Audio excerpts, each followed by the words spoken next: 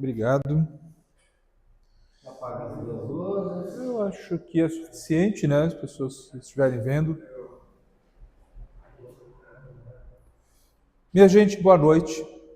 Obrigado pela acolhida. É sempre um prazer falar desse tema. Esse assunto passe. Na verdade, ele envolve outras questões que né, a gente vai discorrer durante essa apresentação, mas é um assunto que vale a pena a gente entender, vale a pena a gente estudar, né? Eu vou falar rapidamente das origens do passe, né?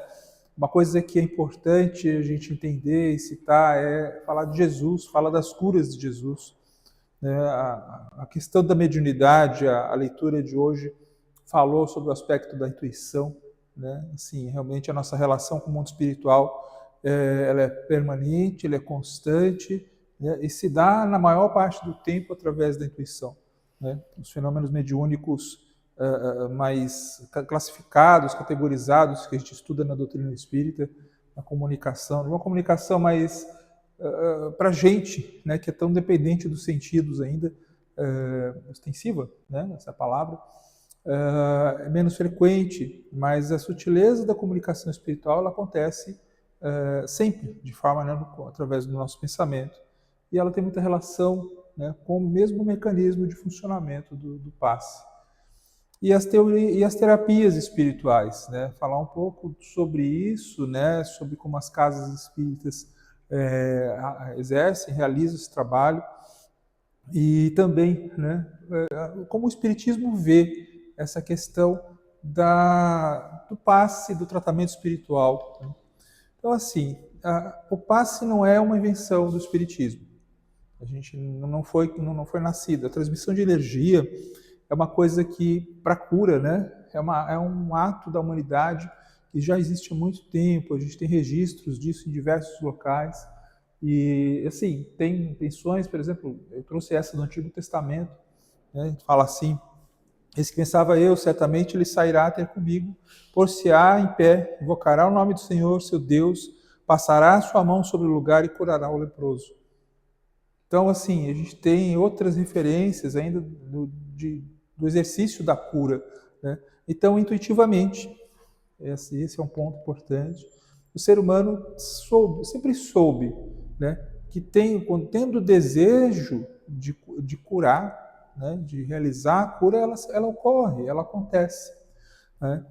E ela acontece com o outro e em relação a si mesmo. Porque aí essa lógica traz a pergunta de volta para a gente: por que a gente adoece? Por que a gente adoece no corpo físico? Por que a gente adoece da alma? Tem várias explicações, mas essencialmente a relação do perder o equilíbrio, né, é que traz a doença. A doença é sempre uma consequência, né? Ela pode não ser exatamente, né, alguma coisa, pode não ser exatamente uma questão espiritual, uma questão de compromisso. Se você está bem de saúde, vai no mercado e compra um produto vencido, tá, e ingere esse produto, vai passar mal, você vai ficar doente, mas isso não significa, né, que você está resgatando uma questão espiritual, porque você comeu um alimento estragado. Tá? Uma vez a gente estava num grupo de estudo sobre essa questão e uma colega falou: mas toda doença é decorrente, né, de um desequilíbrio mental, de um desequilíbrio espiritual. Legal. Então tá. Aí eu dei esse exemplo, né? Pega um queijo que passou 3 dias fora da geladeira e come. Tá? Refastelado de bactéria, né, tal, tá num estado de cultura e come, né? Então você vai assim, vai destituir toda a sua flora intestinal e durante uns 2, 3 dias aí você vai passar complicado. Significa que é um desequilíbrio mental, um desequilíbrio do espírito. Então, mas ainda assim, né, as células do corpo, vejam só, elas têm um funcionamento, né, elas têm um treinamento para funcionar, o processo químico, o processo, e isso pode ser facilmente desequilibrado com o pensamento. Tá? E o movimento inverso também é verdadeiro.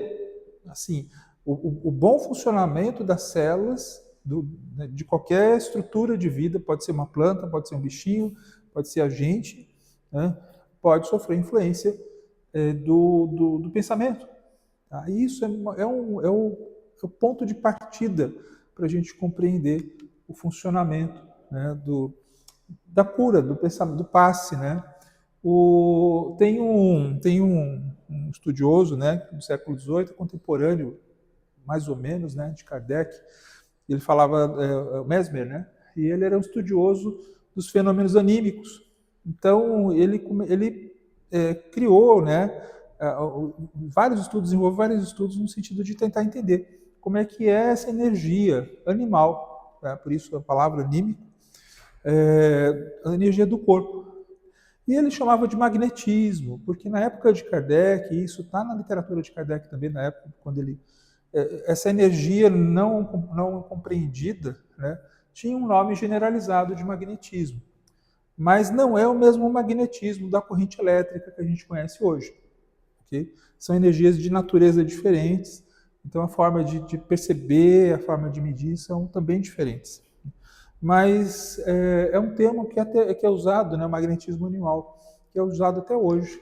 Né? Então a gente tem estudos, né, tem pessoas que se dedicaram, e a gente tem hoje, inclusive, na ciência, eu vou comentar mais para o final, na área médica especialmente. Tem muito estudo na área de medicina, tem cursos de medicina que têm disciplinas que falam sobre isso, durante a formação, que são as terapias complementares, as terapias espirituais. E aí tem estudos, né, que vê o comportamento do paciente, vê a recuperação do paciente, pacientes que também recebem, né, eles chamam das terapias espirituais, espiritualistas, enfim, na recuperação. E a influência da recuperação, a influência dessas terapias na recuperação de saúde das pessoas é diferenciada. Então, assim, isso já é observado. Assim, a gente pode levantar dezenas de estudos nas revistas científicas, né? E é isso que é importante. Onde que está a expressão da comunicação científica? Está nas revistas científicas. Então, quem tem acesso às bases de dados na internet, não é YouTube, tá? Não é realmente, são os periódicos, são os locais onde os cientistas publicam os resultados das suas investigações. Né? Mas uma coisa que é legal a gente pensar primeiro, né? Poxa, qual é a relação disso com o que Jesus fazia? Tem vários relatos, assim, não só no Evangelho, mas na literatura também, falando das curas de Jesus, né? E aí eu trago assim a história de Bartimeu, né, o cego de Jericó. E eu retirei aqui, eu retirei a passagem, eu trouxe a passagem de Mateus, né, para cá, mas assim, só para sintetizar, né? Mas Bartimeu, né, o cego de Jericó, ele era uma pessoa que estava assim, vivia prostrado, ele vivia exclusivamente à espera do cuidado alheio, das migalhas alheias. E aí um dia, né, acompanhado de grande multidão, né, Jesus estava passando por Jericó. E muitos ouviam falar da sua presença, né, e buscavam a cura. Eles iam atrás de Jesus desejosos da cura. Isso é uma coisa importante. Para a gente obter a cura, a gente precisa querer. É fundamental. E, assim, pode parecer estranho, mas tem gente que não quer a cura. Tem gente que não quer a cura. Tem gente que entrou num estado, né, do Bartimeu, né, que recebe o cuidado, recebe atenção e orbita mentalmente no estado do sofrimento e da doença. E vive nisso. Né? Aí é quando sai e volta.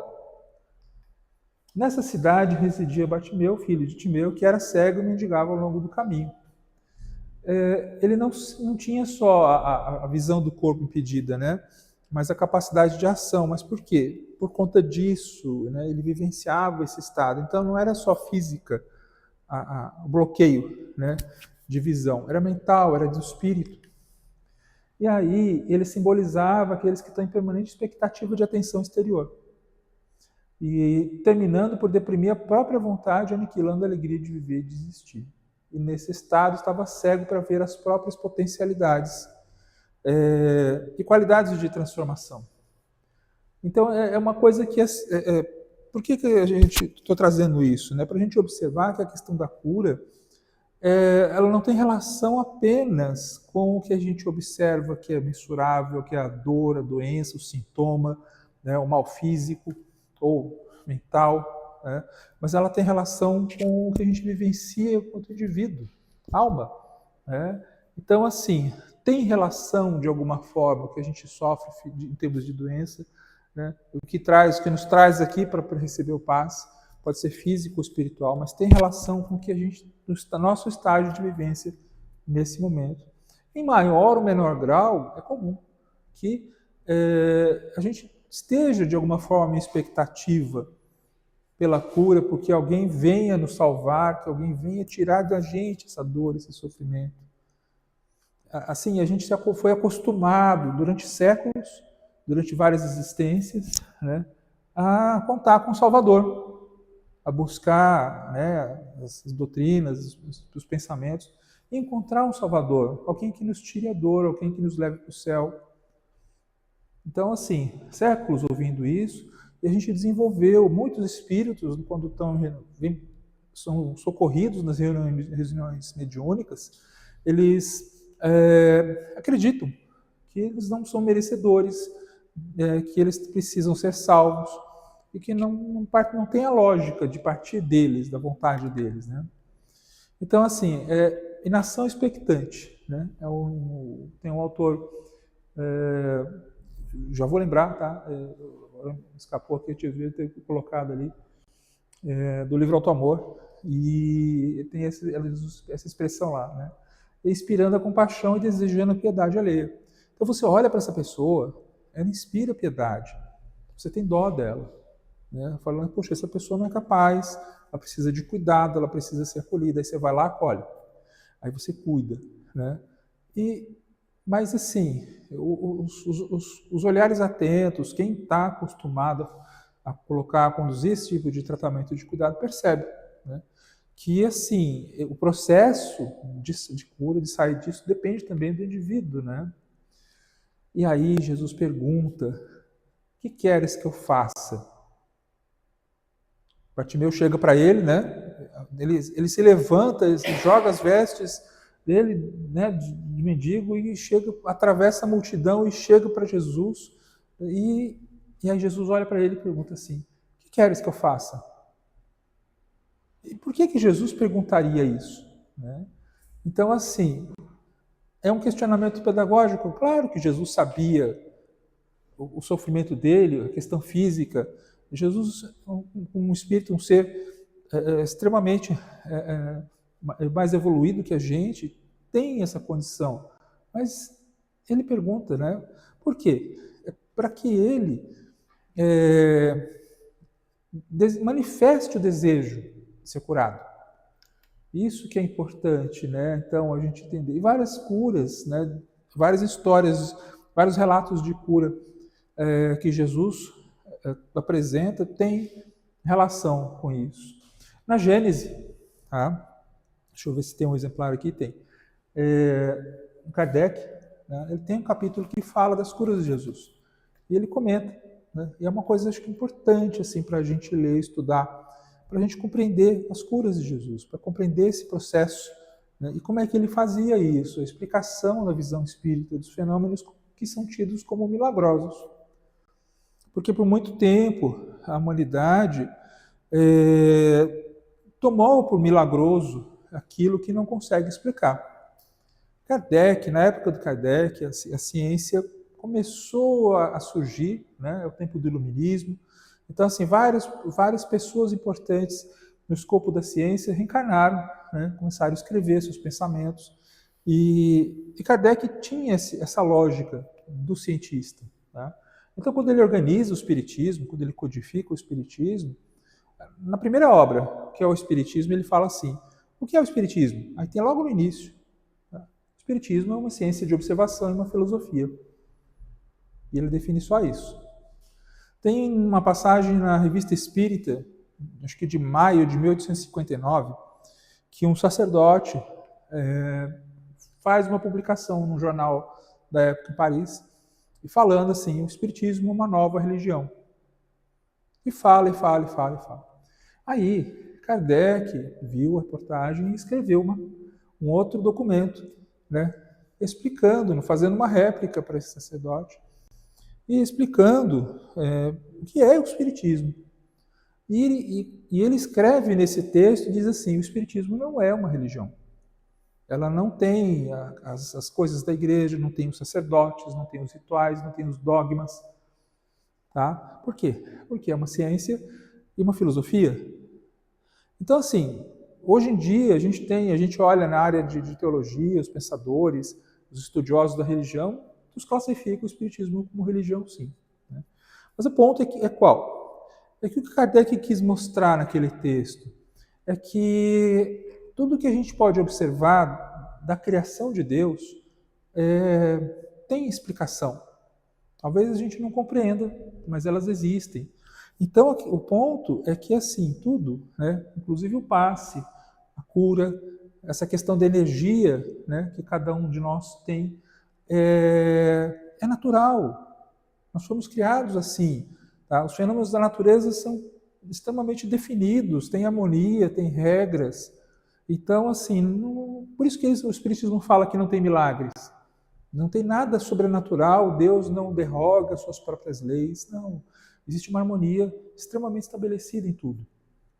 E aí tem uma outra coisa, nós, filhos deles, né, quando ele tem esse é um atributo, né, que o Espiritismo fala para a gente, nós somos co-criadores, nós também conseguimos criar. Então, quando a gente pensa, quando a gente deseja, a gente mobiliza energias, numa escala infinitamente menor, evidentemente, mas a gente consegue. Tá? Não sei se vocês já ouviram falar, por exemplo, de pessoas que chegam no lugar e admiram uma planta. Né? Ah, que planta linda, que planta bonita. Eu vi isso acontecer uma vez lá no prédio, no condomínio. 2 dias depois, a planta estava seca, esturricada. Tá? Um bicho da casa, depois que chega uma visita e fica doente. Já viram isso? Né? Assim, em casa aconteceu isso uma vez, uma cachorrinha, temos uma cachorrinha pequenininha, miudinha, né? Que pensa que é gigante, mas ela é miudinha. E aí veio a visita em casa, a visita passou, e foi uma noite esquisita, porque assim, todo mundo dormiu mal depois, sabe? Enfim, ficou uma coisa esquisita depois daquela visita. Essa cachorrinha ficou doente de um jeito, mas de um jeito. Assim, falei, essa cachorra vai morrer, né? E não sarava, não tinha medicamento que fazia para ela parar de vomitar e não sei o que lá, não sei o que lá, não sei o que lá.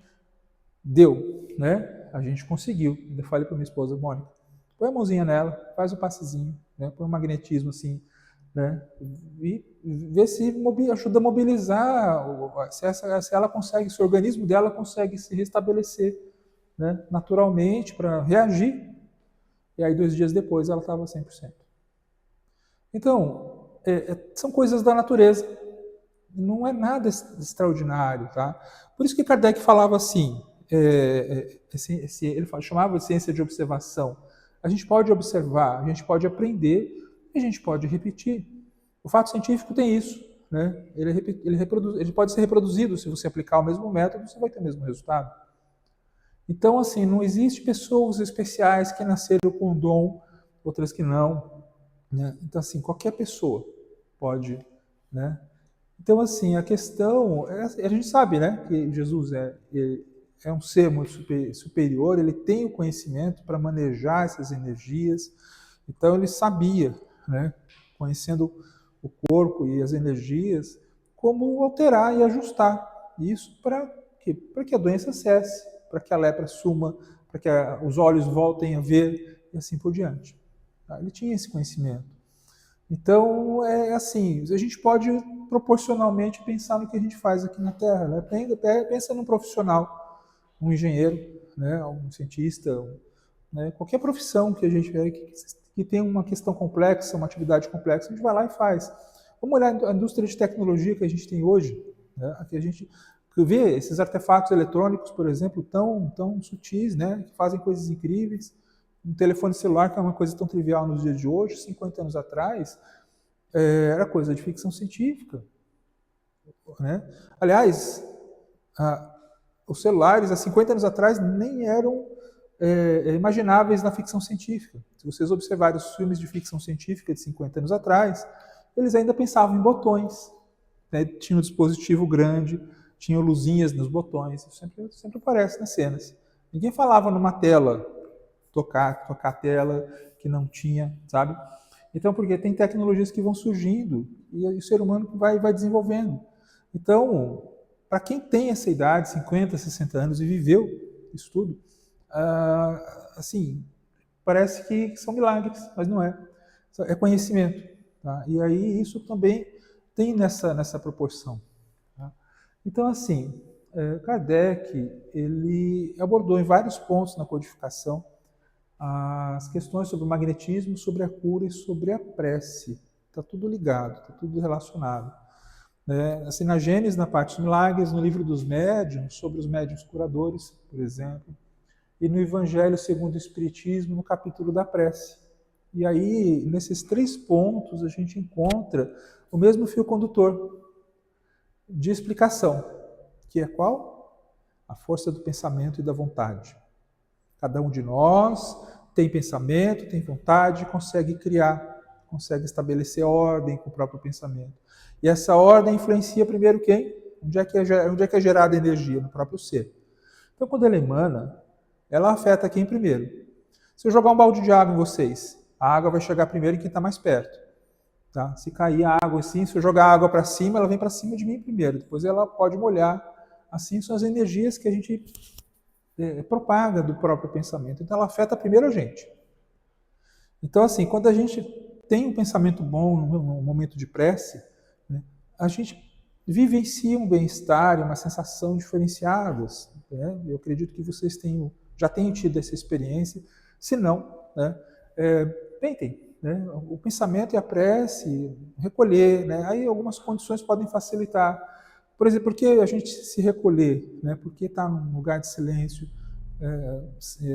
Às vezes uma música suave pode favorecer isso, porque diminui a impressão dos sentidos. Nós somos espíritos ainda menos desenvolvidos do que esse pessoal todo que a gente vê, né, na espiritualidade superior. A gente está mais perto do início do que no final, na nossa escala evolutiva. Então a gente ainda é muito influenciado pelo corpo físico. O corpo físico ainda influencia muito a gente. Tá? Então, por isso que a gente precisa, às vezes, parar, se recolher, e aí a gente consegue a concentração, e aí a gente consegue se conectar com a espiritualidade, um padrão de energético melhor. Aí a gente se sente bem. Mas isso acontece primeiro por quê? Porque a gente emana isso do próprio pensamento. Né? Então, assim, todo mundo tem a capacidade de curar? Todo mundo tem a capacidade de curar. Todo mundo tem, né? Aí desde que? Desde que a gente saiba, desde que a gente procure aprender, desde que a gente mentalize isso. Né? Então, uma coisa que faz diferença, né? A fé. A fé e a vontade são 2 coisas diferentes. Tá? A fé, ela é uma coisa, assim, a melhor explicação do conceito de fé é a palavra confiança. E no Espiritismo, Kardec fala da fé raciocinada. Quando ele fala da fé raciocinada, significa o quê? Eu acredito, mas eu sei por que eu acredito. E aí, nesse sentido que ele falava lá no início, que o Espiritismo não se parece como uma religião, porque assim, ninguém vem aqui falar para vocês, dizer assim, acreditem, porque é verdade. E se você quiser ser espírita, você é obrigado a acreditar. Isso chama dogma de fé. E aí não é assim que o Espiritismo ensina as coisas para a gente. Você acredita, porque confia. Né? Tem a explicação. Então, se no teu coração faz sentido essa explicação, aí você acolhe essa crença, acolhe essa coisa. Então, tem que fazer sentido para a gente. E isso é importante no princípio espírita. Ninguém está obrigando a acreditar, ninguém está dizendo, olha, é verdade, não duvide. A dúvida ela é legítima, é do espírito.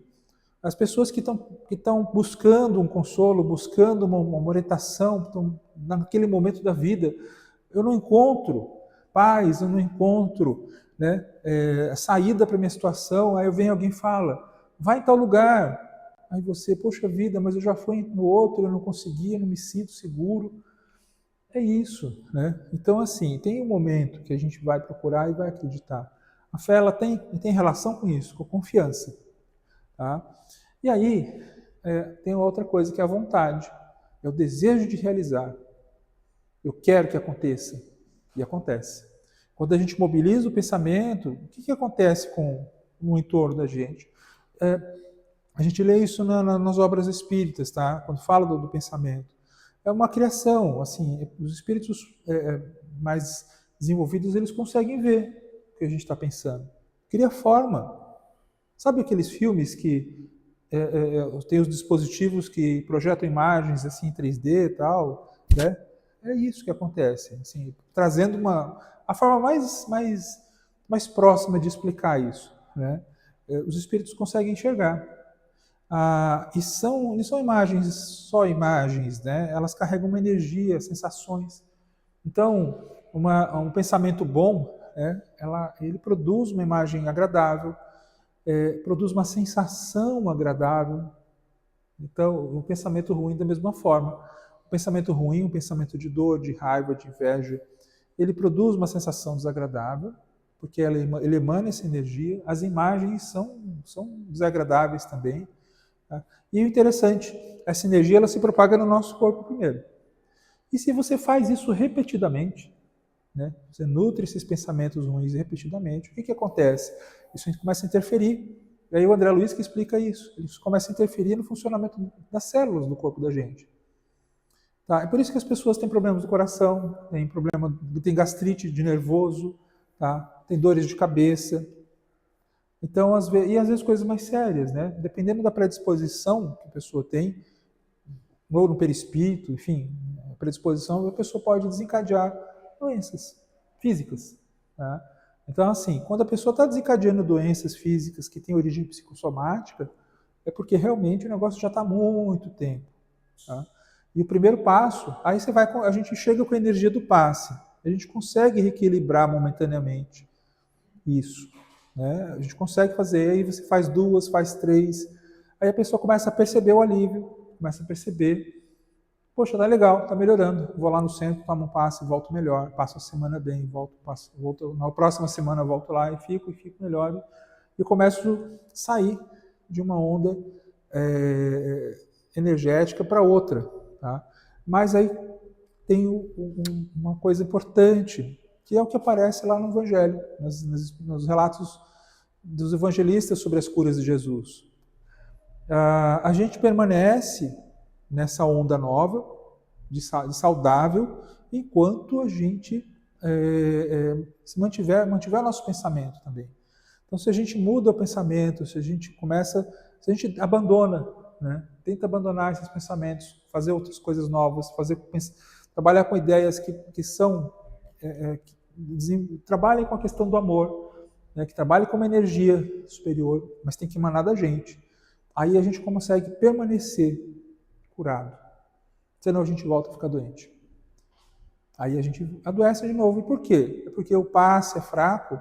É porque a casa espírita não tem proteção espiritual? Não. É porque a gente se banha de novo com aquelas energias ruins e volta a ficar doente. Tá? A gente pode fazer uma analogia com a limpeza da rua, né?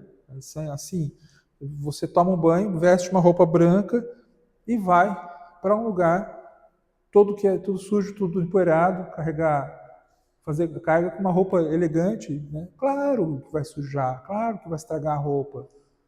A intempérie, né? Você está se sujeitando. Corpo físico, né? Tem gente que tem hábitos assim, não consegue manter a saúde. Mas tem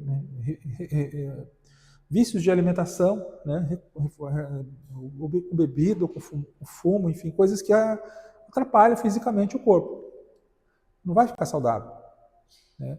Então, aí é porque eu tenho uma questão espiritual anterior, né? Às vezes pode até ter relação, sabe? Mas, primariamente, tem relação com a gente, tem relação com o nosso próprio pensamento e com o sentimento.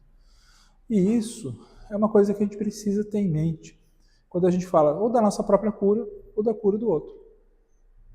Então, quando a gente está no momento, por exemplo, de prece, né? Como é que é a prece? No capítulo ali, Pedi e Obtereis. Ele fala, no Livro dos Espíritos, né? A gente fala do fluido cósmico universal. Quem não conhece essa expressão, né? Pego o livro dos Espíritos para poder olhar e entender. O que é isso? É um tipo de energia que existe no universo todo, que permeia e ocupa todos os espaços, e a partir dela é como uma matéria-prima básica. Tá? A partir dela se derivam outras formas de energia em cada mundo habitado, enfim. Né?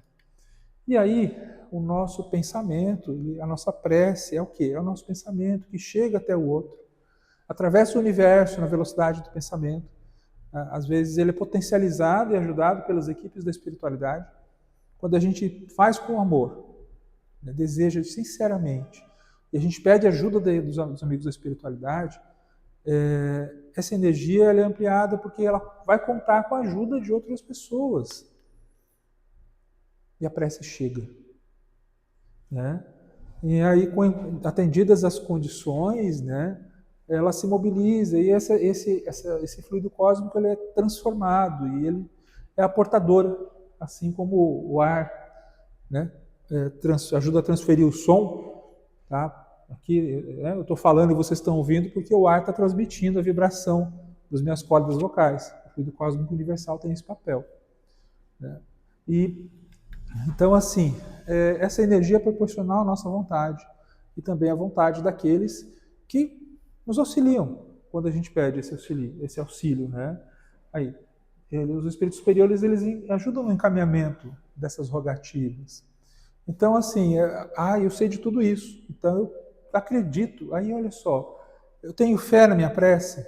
Tenho, porque eu sei como ela funciona, eu sei como é que ela é propagada, eu posso contar com os amigos da espiritualidade, eu sinto a presença deles aqui, porque quando eu entro em prece, eu sinto um estado de sentimento que eu não sinto no meu dia a dia, no meu trabalho, enfim, no meu cotidiano. Então eu sinto, é verdade, é percepção. Né? Então, assim, é explicação. Aí eu posso ter fé nisso. Para as pessoas que duvidam muito, né? Tem gente que é mais cético, presta atenção. Né? É muito simples, percebe, observa a pessoa, aí às vezes você ouve o relato da pessoa. Nas casas espíritas que tem trabalho de radiação, não sei se você já ouviu falar, é um trabalho de prece, as pessoas em casas que reúnem os médiuns, né? Geralmente eles deixam o nome da pessoa e uma indicação de rogativa ali, e aí é feita a prece. Aí faz uma vez, fez duas vezes, e avisa a pessoa, olha, em tal momento, em tal horário, a gente vai estar em prece aqui no Centro Espírita. Na sua casa você para, né? Às vezes tem gente que recomenda pôr uma água ali, fluidificada, para fluidificar, e faça a prece junto. Aí existe uma conexão, tá? E isso acontece. E qual é o relato que a gente ouve das pessoas? Eu senti, eu melhorei. É verdade. Então acontece de fato. E aí, assim, então, por quê? Né? O que nós podemos fazer? A nossa mente, ela é geradora de energias. O pensamento é uma fonte poderosíssima de criação. Então, assim, eu só pensei, mas eu não falei. É quase a mesma coisa. É quase a mesma coisa. Vou dizer quase assim porque a gente está no corpo físico, e o corpo físico funciona como uma baita barreira. Tá? Quando a gente está desencarnado, meu Deus, desencarnado não tem o corpo físico. E se o espírito está assim, mais suscetível, é um pouco mais desenvolvido, ele vai perceber a energia, ele vai sentir o pensamento. Ele senta do nosso lado, a gente não precisa falar com ele. Compartilha os sentimentos. Aí, dependendo do que a gente gosta, outros espíritos que gostam das coisas que a gente gosta também vão nos acompanhar.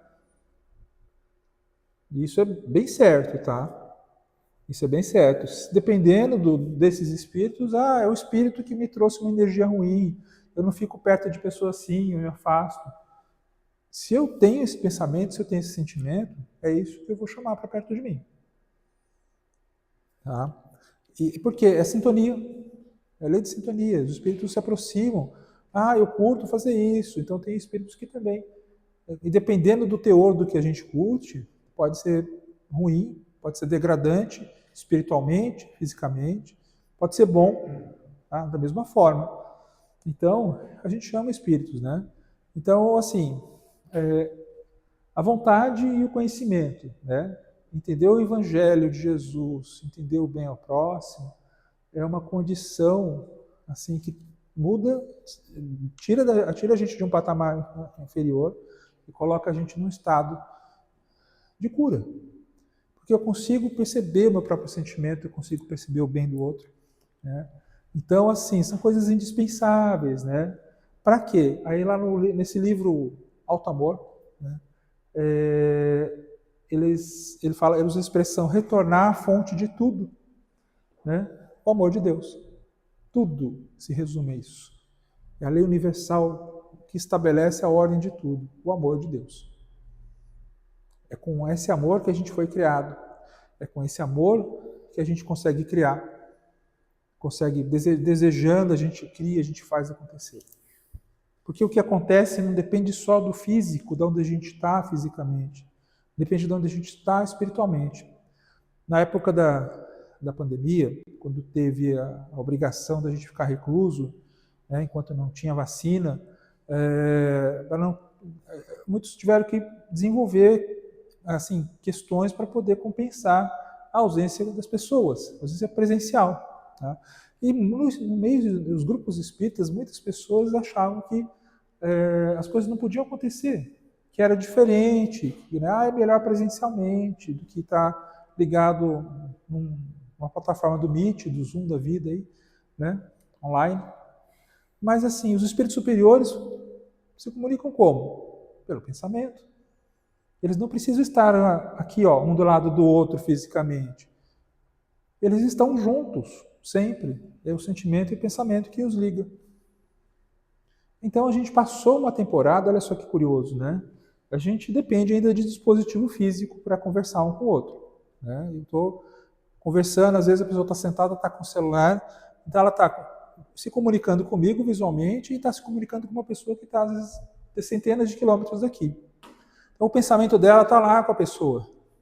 Então ela está com a pessoa. Ela está de fato com a pessoa.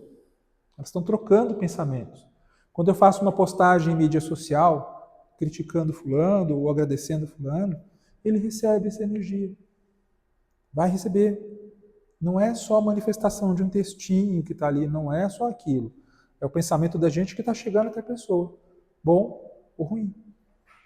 Então a gente está vivendo um momento da humanidade que é um exercício, assim, é um ensaio, tá, com esses dispositivos todos, do que a gente vai ser no futuro. Só que no futuro a gente não vai precisar de dispositivo eletrônico para se comunicar à distância. Eu vou pensar e a pessoa vai lembrar, vai perceber meu pensamento. Já tiveram, acho que vocês todos já vivenciaram isso, por exemplo, na rotina do dia a dia. Eu lembro do sujeito, vem ele no meu pensamento. Aí de repente chegou uma mensagem, chega uma ligação, ele mandou um e-mail naquele horário. Já perceberam isso? Em casa, às vezes toca o telefone. Mônica, é a Beatriz. É a Beatriz ligando. O telefone está com ela, não está comigo. Né? O celular. Então, assim, eu lembrei do sujeito, do fulano, vou olhar, tem uma mensagem. A gente se liga com as pessoas. É uma coisa da natureza. Não é uma coisa especial. Não depende de um grande medium. Não. É de cada um. Né? E o passe, né, é o manejo dessas energias. É colocar essa vontade, esse pensamento, é a minha energia própria e a energia dos espíritos combinadas em favor de quê? Em favor da melhoria do meu corpo físico, do meu corpo espiritual. Então, quando vocês estiverem, né, no momento do passe, lembre dessa complexidade do manejo da energia. Isso pode começar antes de alguém do médium chegar para vocês. O trabalho da preparação.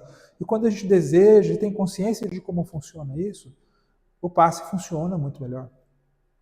Né? Quando a gente ajuda, a gente cria um mecanismo conjunto, né, de troca de energia, porque aí eu mobilizo a minha vontade, ao médium e os espíritos em conjunto. Então, a eficiência disso, a eficácia disso são maiores. Por quê? Porque eu sei, porque eu tenho conhecimento, porque eu tenho uma fé que não é uma fé, que é uma fé de confiança, eu entendo, eu acredito. Então, isso é um ponto, né? E todos nós podemos, nesse sentido. Eu ia falar dos tratamentos rapidamente, o nosso tempo está avançado, né? Mas assim, as casas têm vários tipos, vocês provavelmente já conheceram isso, né? Mas a essência, tem nomes diferentes, tem fluidoterapia, tem passe, tratamento espiritual, grupo de equilíbrio mediúnico. Eu conheci uma casa e tinha um grupo de trabalho para atender médiums. Aquele médium que chega na casa espírita todo assim, bagunçado, né? Chega em estado de crise. E aí ele é estabilizado, um pronto-socorro, um atendimento espiritual, e ele vai para um grupo. Ele vai simultaneamente para o grupo de estudo, mas é um caso, são aqueles casos que realmente fica muito complicado ele ficar sozinho, sem amparo. Aí ele vai para um grupo, né? Tem um grupo de equilíbrio mediúnico, e ali ele é um grupo de trabalho diferenciado, onde ele vai aprender a domar, né, as condições dele enquanto médium, né? E aí faz o que? É um exercício da vontade. A comunicação mediúnica ela depende, né, do pensamento, e isso é importante, tá? A gente lembrar no dia a dia. Às vezes as pessoas pensam assim, eu tenho um obsessor, ele não me deixa em paz, eu não consigo tirar o pensamento. Enquanto você está constatando isso, está tudo certo. Aí, pela ação da vontade, a gente consegue estabelecer a ordem do nosso pensamento, da nossa vontade. Eu não quero me comunicar, eu corto esse pensamento. Eu quero me concentrar aqui e é isso que vai acontecer. Nós somos senhores do nosso pensamento. A gente tem que lembrar disso.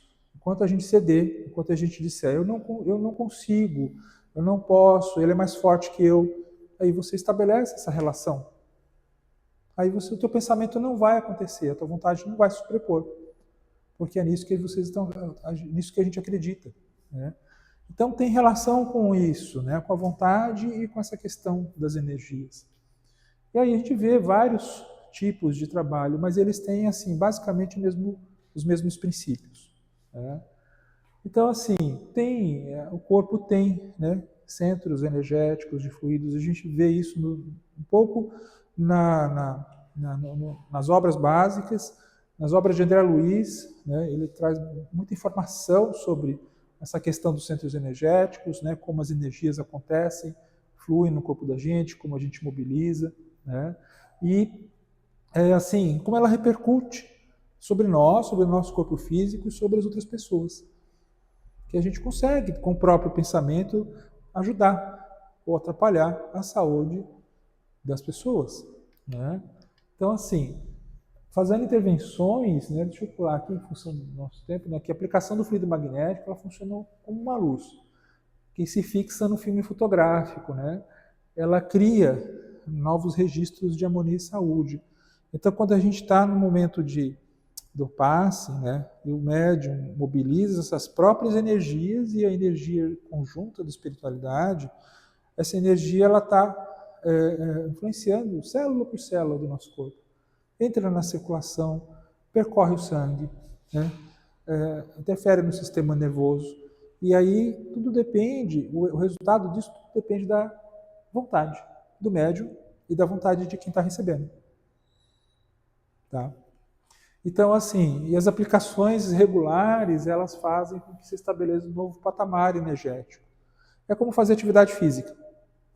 Vai uma vez, vai duas, passa 2 semanas, passa 3 semanas, você já está dormindo melhor, a circulação, né? O teu pé não incha mais, tá? E outras experiências, assim, que especialmente quem tem mais idade vivencia. Glicemia baixa, um espetáculo isso, gente. Glicemia quando baixa, a gente fica feliz da vida, né? Especialmente para gente que é diabético e não baixa com nada, né? Eu uso insulina e assim, eu fui aumentando, a médica falou, toma isso, toma aquilo. E aí comecei a fazer atividade física. Rapaz, foi assim uma coisa milagrosa. Um dia eu cheguei em casa, medi a glicemia depois de 80. Eu falei, né? Cheguei para minha esposa e falei, eu só estou no rojão. Né? Depois de meses, né, com vários problemas de saúde por razão disso. Por quê? Estabelece um novo patamar. Não é só mexer o corpo, é vontade de fazer. As células respondem. Usar o corpo melhora, não desgasta, né? Então aí a gente está fazendo o quê? Voltar à harmonia da natureza.